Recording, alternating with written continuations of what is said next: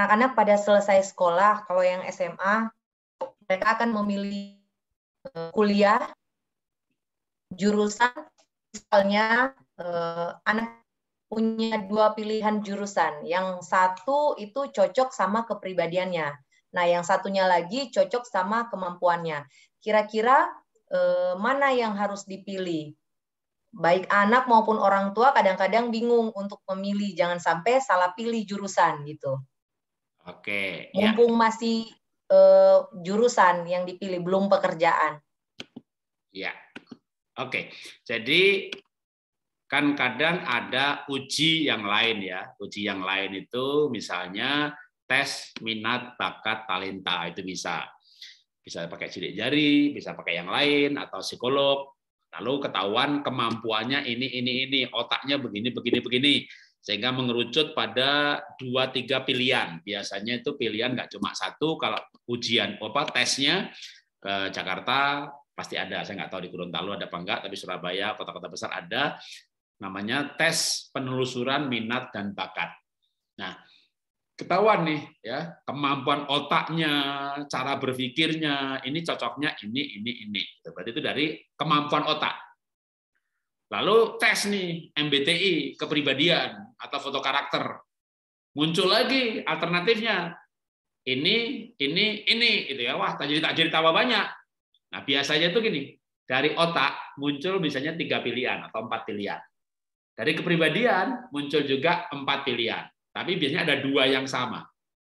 Ya, nah ini namanya irisan.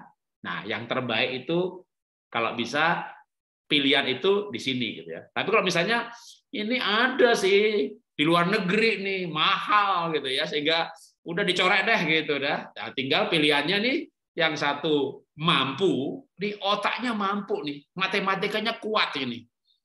Kalau ngambil teknik pasti hebat ini anak. Matematika bagus, kimia bagus. Ini ke dokter, apalagi biologi juga nilainya bagus. Wah, dokter bisa nih, matematika bagus, biologi bagus gitu ya. Tapi dari segi kepribadian gitu ya. Wah, ini mah cocoknya biar gampang gitu ya. Dagang. Ngambil bisnis atau dokter katakanlah begitu ya. Nah, kalau belum terlanjur kuliah gitu ya, kalau saya sih menyarankan terbaik itu sebenarnya mana yang paling bikin bahagia.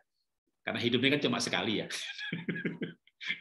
Tapi kalau sudah terlanjur milih, kata begitu tadi, ya dokter ya sudah, jadi aja dokter selesaiin. Nanti selesai lulus dagangan gitu. Jadi pekerjaannya disiasati. Tapi kalau belum terlanjur memilih jurusan, dan sekarang ini kan jurusan makin banyak ya. Ada DKV, ada coding, ada robotik, ada waduh macam-macam banyak sekali. Karena bisnis dunia lapangan pekerjaannya udah beda banget. Jangan-jangan sama orang generasi saya umurnya 60 tahun, di mana jurusan-jurusan waktu saya kuliah dulu dengan sekarang udah bahkan jenis pekerjaannya aja, walaupun saya cukup milenial, tapi kadang udah nggak ngerti kalau anak ngomong, ini loh mah, ini loh pak, kerjaan yang gini-gini, udah nggak ngerti dah, udah kalau anak zaman sekarang ini, asal kamu tahu dah, kamu pilih aja, karena begitu ya. Nah, tapi ketika pilihannya tadi antara kemampuan atau kesenangan, kebahagiaan, kepribadian, karena kalau bekerja, kuliah sesuai dengan kepribadiannya. Misalnya kura-kura yang ngambil jurusan air, menyelam, pokoknya perairan. Kalau kelinci, ya perladangan, gitu ya. Nah, kemampuan itu jauh lebih mudah ditingkatkan. Jadi orang itu bisa gini, saya kan malah kemampuan nulis aja nggak ada sebenarnya, nggak suka nulis. Tapi saya bahagia jadi pembicara. Dan pembicara itu pekerjaan yang cocok dengan kepribadian saya. Saya happy banget. Jadi pembicara itu happy banget gitu ya. Ada duit nggak ada duitnya, yang penting happy gitu ya. Nah, tapi sebagai seorang pembicara, alangkah hebatnya ya kalau punya buku. Saya mengembangkan kemampuan. Jadi kemampuan itu bisa dikembangkan. Yang penting bahagia. Tapi kalau sudah nggak bahagia, kemampuan yang ada pun tidak akan terasah, nggak berkembang. Jadi kalau saya setuju dengan para milenial, anak-anak muda sekarang ini yang obsesi bahagia itu, ya namanya hidup ya, punya duit nggak bahagia ya sakit.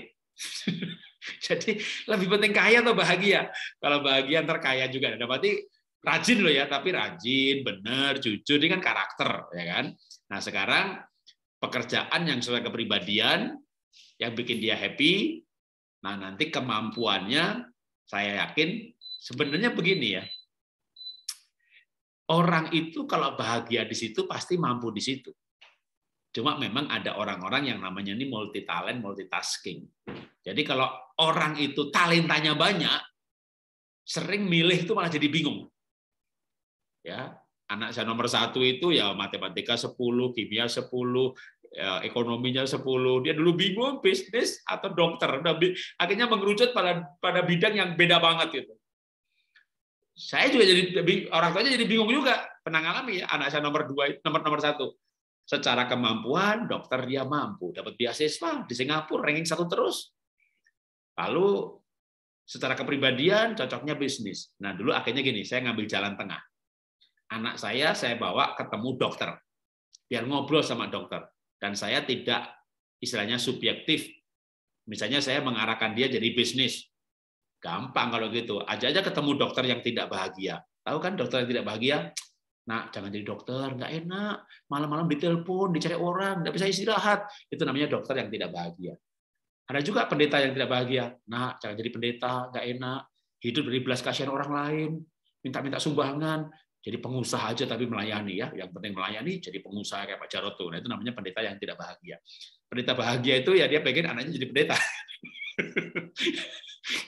Jadi kalau saya mau mengarahkan, saya cari, tapi enggak, saya mau netral. Nah, berarti anak saya ketemu dokter yang bahagia, ya kan? Wah, nak, jadi dokter, nak.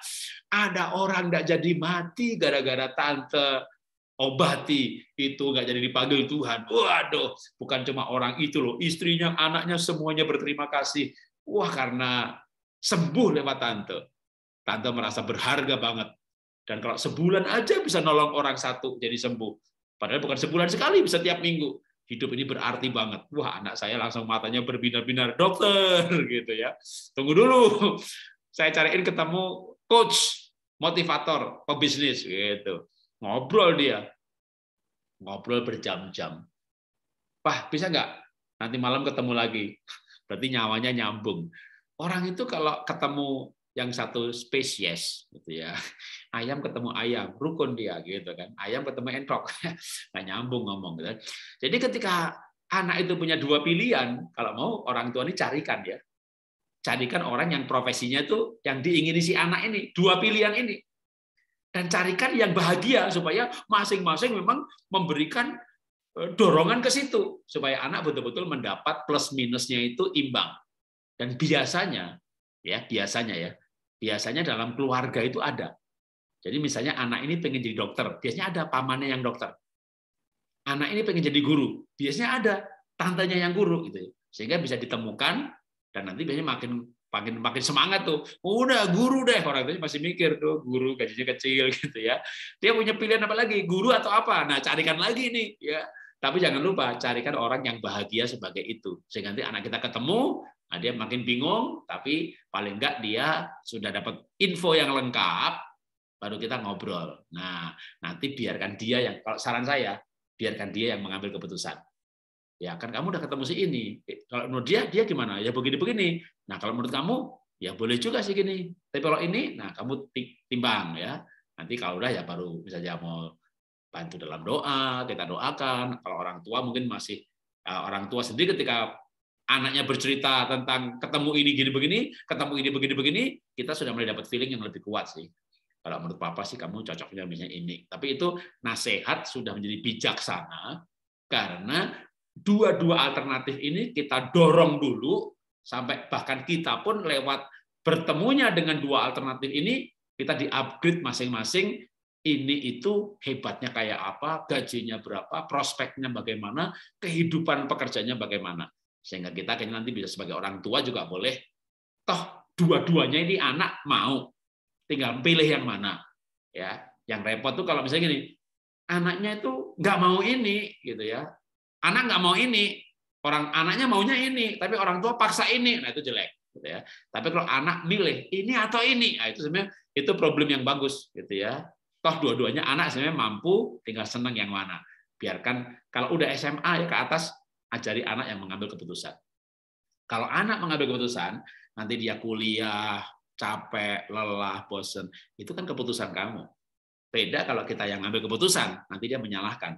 Aku mau pindah jurusan, aku nggak suka. Dulu kan mama paksa, repot. Gitu ya. Karena anak zaman sekarang ini cukup banyak yang berani untuk pindah jurusan kalau itu dulu bukan pilihannya. Kalau zaman saya dulu kan nggak berani ya. Orang tua suruh apa ya dibayari ya lulus aja gitu. Masalah nggak dipakai ya kita juga dulu nggak tahu mau jadi apa gitu ya. Tapi anak zaman sekarang cukup banyak yang kasus pindah-pindah jurusan itu banyak. Nah kan sayang ya, sayang biaya, sayang waktu. Jadi kalau ada dua pilihan, maka sebaiknya dieksplorasi, baru setelah itu diputuskan setelah menggali semua informasi dari dua profesi itu, bahkan kalau perlu ketemu dan anaknya atau orang tuanya sama-sama mendengar dari dua pihak itu. Ya, Tuhan berkati.